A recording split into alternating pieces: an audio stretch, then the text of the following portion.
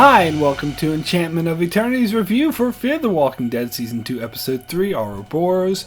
This video is a part of a series of videos where I review episodes of Fear the Walking Dead, so I'll have to give a spoiler warning for Fear the Walking Dead up to Season 2, Episode 3. If you haven't seen up to this point, you may not want to watch this video, otherwise some things may be spoiled for you. So I did want to start with an explanation on why this video is coming out so late, and unfortunately my Fear the Walking Dead videos will be released on my Wednesday from now on because of Game of Thrones. As on Mondays I do my Game of Thrones reviews, on Tuesdays I do my Game of Thrones discussion videos with Abkin Tomko, and unfortunately Game of Thrones takes priority for me, so Fear the Walking Dead will have to be pushed back to Wednesday. But sometimes I may be doing my discussion videos with Abkin Tomko later on in the week, so when that happens I can make my Fear the Walking Dead videos on Tuesday. Otherwise it will be Wednesday, and bear in mind when I mention the days of the week I'm talking about New Zealand time, which could mean late night the day before for those of you in other parts of the world. So, getting to the episode, I enjoyed it, and I hope that this will have impact on things to come and not just be a one-off episode. Apparently, this featured characters from a web series that aired in months previous, but I did not see that, so I'm not familiar with them. But I never felt lost or out of touch because of that, and still felt this episode was adequately self-contained, but I wasn't really that impressed with it.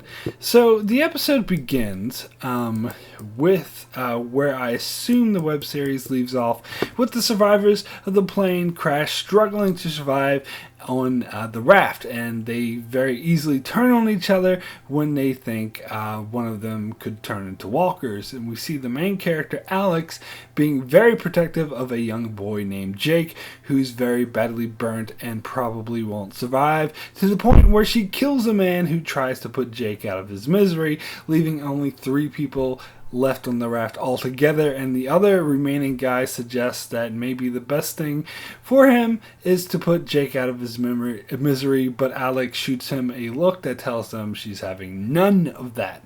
So I don't know how to explain it, but this scene came off as kind of unrealistic to me. It happened too fast, the situation seemed too cliched, and the characters seemed too cardboard. So I didn't really think that this was a good start to the episode.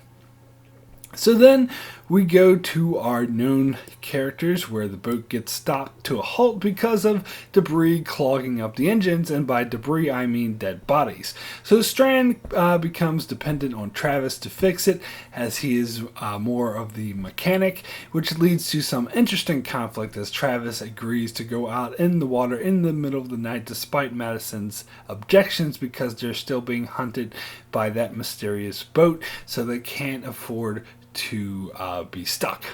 So after removing the body, Travis reports that there's sludge that's clogged up all of the systems, and it will take him over a day to clean it all out.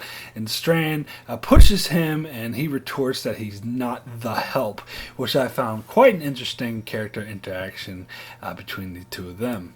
So where Travis repairs the boats, they find another island to hide at, and there Alicia spots some wreckage on this island, and her, Nick, and Chris insist on going to the island to hunt for supplies, but Madison and Travis refuse them at first, which leads to a fight as they say, "Oh, we're not asking for permission," but it's resolved when Salazar agrees to go with them, making it a compromise. But before Salazar goes, he tells Madison about the maps of Mexico he found Strand was hiding, and suggests she be the one that confronts him, as he would not be very diplomatic about it. So I wasn't all that impressed with this, as I thought the kids were being a bit whiny and stereotypical. "Oh, but Mom, I'm big enough to go on adventures on my own." And I was just kind of not into that. So they go to the island, and Nick and Alicia sit around sifting through the wreckage, while Chris explores and discovers a plain cabin on the island with a few walkers inside that he kills, as he's learning.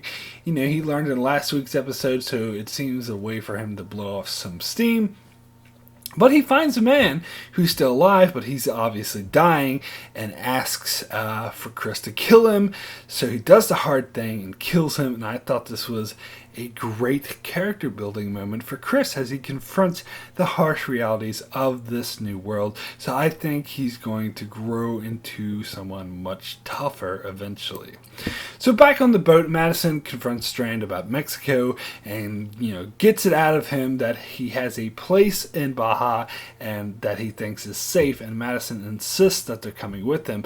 They then get into an argument about trust and debate whom did what for whom, which ends with Strand making it clear that their biggest problem is other people, and they come to an understanding where, they're coming with him, and Madison warns him if he harms anyone in her family, she'll throw him overboard, to which he replies, "You're not a killer." And I love the look that she gives him, which is just like, yeah, try me, bitch. And I totally think she's absolutely capable. So she then goes to Travis to tell him about Strand's place in Mexico, and he seems totally against it. And to be honest, I find this scene really boring. The whole plot with Travis trying to fix the boat was boring, so let's skip. Back on the island, Salazar notices Chris is missing and goes off looking for him, and instead finds Alex, who's running from a shitload of zombies. Meanwhile, Nick finds a zombie stuck in a pit and accidentally falls in the pit, and he has to kill that zombie, and then he gets covered by another zombie who drops on him. And then elsewhere, Alicia finds Nick, and then they hear Salazar shooting at the zombies, and they come running to him. So the four of them get surrounded by zombies that they can't handle, and they end up being cornered on a cliff, and it looks like they're done for until who is it that shows up to save the day but Nick, who is covered in zombie blood.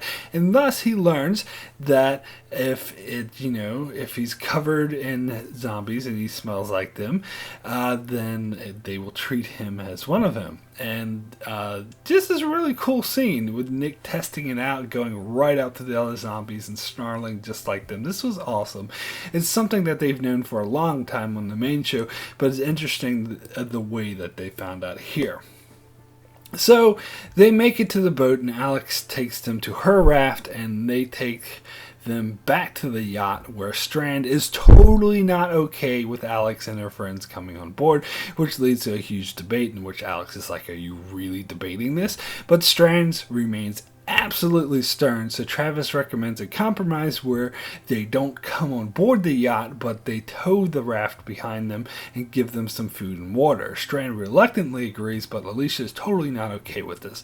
However, later on, when it's just Madison around, Strand goes out and cuts the rope connecting them so that Alex and Jake just drift away. So I'm kind of disappointed in that, as I thought Alex was going to become a major character, because honestly, I think they need more characters on the show. The Jake guy is obviously done for, and Alex is stupid for trying to keep him alive, but I really do hope we see her again. If not, I'm going to be pissed, because it's just another wasted character moment if that's the case, and I really hope they're not going to turn this into a silly episodic adventure where they encounter guest stars that only appear in one episode every week and then we never hear from them again, because that is stupid. So yeah, I just really hope that we see her again and that she becomes a main character.